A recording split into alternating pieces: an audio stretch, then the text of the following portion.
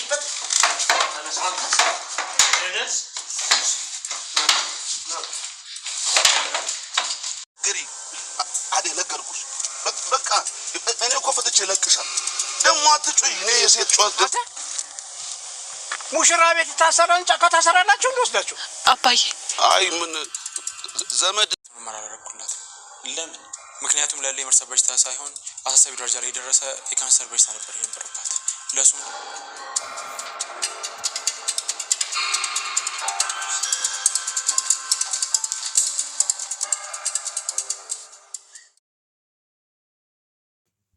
አደይን ማን ያስጥላት ይመስላችኋል? አደይ የራሷ ካላመለጠች ወይም ደግሞ እህቷ ሄዳ ወይም ደግሞ እናቷ ፈልጋ ካላገኘቻት በስተቀር ማንም የሰማ የለም፣ ማንም የሚያግዛት የለም። ምናልባት እንግዲህ እህቷ ደውላ ለአሹ ከነገረችው አሹና ምናልባት ዴቭ ሊመጣ ይችላል። ሄደችም ቀረችም አገባችም ቀረችም ሆኖም ግን ዴቭን አታገባው። እናቷ ዴቭን እንዳታገቢ ብላለች። ይኸውም ደግሞ ችግሩን ይነግሯታል። እርግጠኛ ነኝ እህትሽ በጣም ነው የምትወደውና የምታፈቅረው፣ አንቺን ማፍቀር ሳታውቅ እህትሽ ታፈቅረዋለች።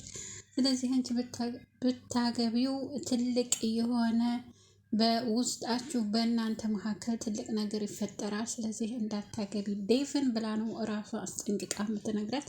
ዴቭን እንግዲህ እሽም አትለው፣ እዛ ሄዳ እምቢ ነው የምትለው። እምቢ ካለችው ደግሞ ግዴታ ያው ፍቅርና እሱ መጀመራቸው አይቀርም። ሌላ ሰው እንኳን የለም። እስካሁን ድረስ ሁሉንም ሴቶች አባሯቸዋል። ፍቅር ብቻ ናት እስከ ስሩ የምትለው አሁን ድረስ ያልሄደ ከስሩ። ስለዚህ እኔ አገባዋለሁ፣ እሷ በፍጹም አታገባውም፣ ዴቭ የኔ ነው እንዳለች እንግዲህ ልቀጥል ነው ማለት ነው። እንግዲህ ፍቅር የሚገርመው ነገር አባትየው በጣም የሆነ በቃ ምን ልበላችሁ የሆነ ተስፋ አስቆራጭ ነው። እምቢ አለችው። ከዚህ ቀደምም ብዙ መከራ ደረሰባት፣ አሰራትም ገረፋትም። በቃ የሆነ ቤት ውስጥም አጎራትም ምንም አላትም። እንደምንም ብላ መጥተው አድኗት ሄዷል። ዛሬ ደግሞ ነይ ምንም ችግር የለ አንቺ የፈለግሽውን ታገቢያለሽ፣ ነገር ግን ከቤቴ ነው መውጣት ያለብሽ፣ ሽማግሌዎች የሚመጡት ቤቴ ነው ብሎ አንጥቶ ሽማግሌዎች እየመጡ ነው ማለት ነው። እነኝህ የሚመጡ ሽማግሌዎች ደግሞ እሱ የሚፈልጋቸው እንጂ የከተማ ጩልሌ ልጅንማ አይወስዳትም፣ እኔ ለምፈልገው ነው እንጂ የምድረው እሷን እሷ የፈለገችውን አይደለም በማለት እንግዲህ ሽማግሌዎች እየመጡ ነው ወደ ቤት። የዛ የልዑል የተባለው ሰውዬ 3 ሚስቶችን አግብቷል። ከ3ቱም ወልዷል። 3ቱንም ፈቶ ለብቻው ተቀምጧል። 4ተኛ ሚስት እየጠበቀ ነው ማለት ነው። እንግዲህ በጣም ያሳዝናል። የሊሊ ነገር ሊሊ ያው ይህን ሁሉ ያደረሰችባት ቤዛ ናት። እኔ ዶክተሩ የማይነቃ እንዴት ብሎ መቼ እንደሚያውቅ ነው ግራ ይገባኝ። የውሸት ስታወራለት መጠርጠር ነበረበት እና ደግሞ መርፌዎቹን ወይንም ደግሞ መድኃኒቶቹን አንቺ አንጭልኝ ከማለት ራሱ ሄዶ ቢያመጣ ጥሩ ነበረ። በዛሬው ጊዜ ማንንም ሰው እንደማይታመን ነው እንግዲህ የሚያሳየን። እነሱ ያሉት በዛሬው ጊዜ ማንንም ሰው እንዳታምኑ፣ ሂዱና ቃምጡልኝ እንዳትሉ፣ አዛውረው እንዳያመጡላችሁ ወይም ደግሞ የተበላሸ ነገር አንጥተው ኦሪጂናሉን እንዳይወስዱባችሁ የሚል ነው ማለት ነው። ትናንትና ያሳዩን ቤዛ እንግዲህ በጣም ተንኮለኛ ናት። ያው ታውቃላችሁ ተንኮሏ ይሄ ነው አይባልም፣ ተገምቶም አያልቅም። ከዚህ ቀደም ያው እነ ባርኮት ቤት ብዙ ነገር አድርጋለች፣ ብዙ ነገርም ልሰርቅ ነበረ፣ ነገር ግን አልተሳካላትም። አሹን አስገባችና ሴትዮዋ ጠበቃ እንዲጠብቅ አደረገችው። ከዛ በቃ ሳይሆን ቀረ ማለት ነው። ከዛ ቤትም አባረረቻት። አንቺ እዚህ አስፈላጊ አይደለሽም፣ አልፈልግሽም፣ በጣም ውሸታም ነሽ፣ ስለምትዋሺ ከዚህ ቤት ውጭልኝ ብላ እንግዲህ አስወጥታት።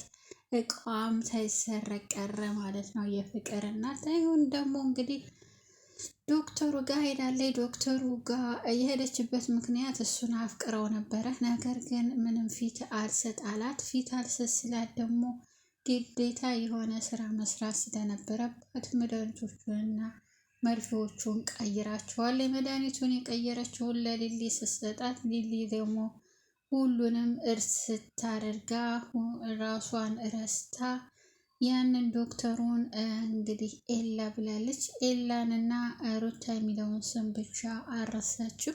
ጓደኝ እኮ ነሽ አንቺ ሩታ እያለች ቤዛን እንግዲህ ቤዛ ጋር ወዳጅ ሆናለች። ከትታከምም ከሐኪም ቤት ያስወጣቻት እሷ ናት። ነገር ግን ሲጠይቃት ኧረ እንዴ እኔ አላየሁም እዛ ሄጄ ነበር እንትኑ ጋር ነበር እያለች አመኛኛታ ወንድሟን ሄድና ቤት ውስጥ ኤላ ቤት ውስጥ ግባና ፋይሎቹን እና ቤቱ የተዛወረበትን እንትን በል ውሰድ ብላው ነበረ። ነገር ግን አሁንም ሊሊ ደረሰችበት። ይህን የምታደርገው ቤቱን ወደ ስሟ እንድታዛውር ነው። ወደ ስሟ ታዛወረች በኋላ ታስፈርማታለች። ሊሊ ምንም የምታውቀው ነገር ስለሌለ ፈርሚ ታለቻት፣ ትፈርማለች። በሆነ ነገር አታላም ቢሆን ትፈርምላታለች። ሄዳ ያው ፈረመችልኝ የተፈረመ ለእኔ ነው ብላ እዛ ትሰጣለች ወረቀቱን። ቤቱ ወደ ራሷ ይዛወራል። ከዛ ቶሎ ብላ ትሸጠዋለች ማለት ነው። ያንን ሁሉ ይህም የምታደርገው በቃ ገንዘብ ፈላጊ ናት። ቤቱን እሷ መቀመጫ ሳይኖራት መኖሪያ ሳይኖራት ቤቱን አከራይተዋለች። የ3 ወርም ደሞዝ ተቀብላለች ማለት ነው።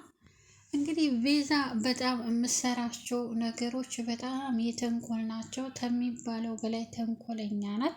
ነገር ግን ስላቸው ደግሞ ቤዛ በጣም ጥሩ ልጅ ናት። በኖርማል ማለት ነው። ይሄ አክተር ነው። ያው አክተሩ አርግ ያላትን ስለምታደርግ ነው እንጂ በንዱ ኤርትራዊ ነኝ ነች ይመስልኝ ያለችው። ትግሬ ትሁን ኤርትራዊ ነኝ ያለችው እንግዲህ ታስታውቃለችም። ቀጭናት እና ቤዛ እንግዲህ ይህን ሁሉ አድርጋ ዶክተሩ መቼ እንደሚያውቅና መቼ እንደሚሰማ በጣም የሚገርም ነገር ነው። እንግዲህ ሩታ ዶክተሩን በጣም ነበር የምትወደው። አሁን ደግሞ ሊሊ ላይ እያለ ጥምጥም ብላበታለች። እንግዲህ ምናልባት እኔ ልቤን ቀውሶኛል አላውቀውም። ስለዚህ ግዴታ እሱ ላይ መጠምጠም አለብኝ ወይም ደግሞ ወደውም ሊሆን ይችላል ሊሊ እራሷን ስታለች ብለው እንዲያምኑኝና ከዛ እኔ ከእሱ ጋር አልለያይም ስለሚያማት በቃ ተዋት ይባላል በሚል ይመስለኛል እንግዲህ ሴቶቹ ሁሉ ሲፈልጉት እሷም ፈልገዋል መሰለኝ ዶክተሩን ማለት ነው። እና እንግዲህ ያኛው ደግሞ የነ ምጥንን እንትን ያገተው ሰውዬ ይዘውታል። ነገር ግን ያው ውሃም እያጠኑትም እያሉት ነው፣ ግን ይለቁታል፣ ምንም አያደርጉትም። ነገር ግን እሱ በጣም ቂመኛ ነው። ከዛ ሁሉ ግን የሆነ የተወሰነ ምክር እና የተወሰነ ግንዛቤ ተገንዝቦ ከዛ ቤት ይወጣ ጥሩ ነው። ሰዎችን እያገተ ብር አንጡ ወይንም ደግሞ እንዳርጉ እያለ ይህ ሰው መጮቻ ከሚያደርግ የተወሰነ ነገር ቢያገኝ ደስ ይላል። እንግዲህ አደይ መከራዋን እያየች ነው።